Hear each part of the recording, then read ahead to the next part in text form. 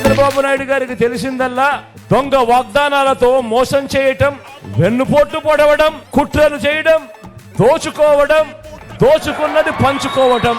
ఇలాంటి వారిని ఎవరైనా నమ్మటం అంటే చెరువులో చేపలకు కొంగల్ని కాపలా పెట్టడమే, దొంగ చేతికి తాళాలు ఇవ్వటమే, పులి నోట్లో తలకాయ పెట్టడమే. మారీషుడు, సుబాహుడు ఇప్పుడు రామోజీ వేషంలోనూ ఓ ఆంధ్రజ్యోతి రాధాకృష్ణన్లా ఈ రోజు కనిపిస్తా ఉన్నారు.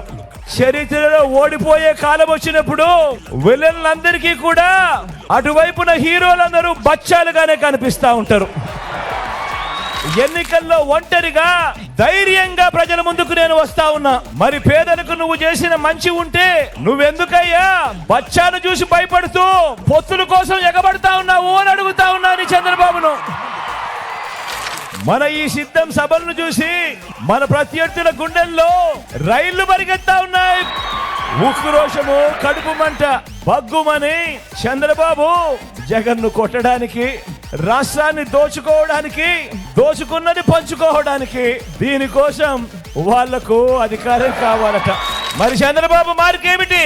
జన్మభూమి కమిటీల పచ్చపాముల అవినీతి కాట్లు, లంచాల ఘాట్లు.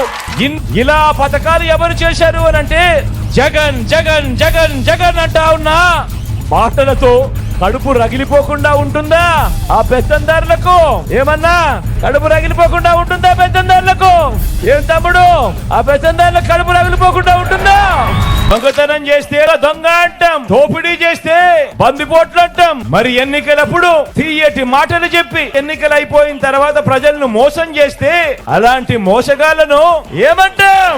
420 బాగా చెప్పారు. అలాంటి వాళ్ళను 420 అనే అంటారు.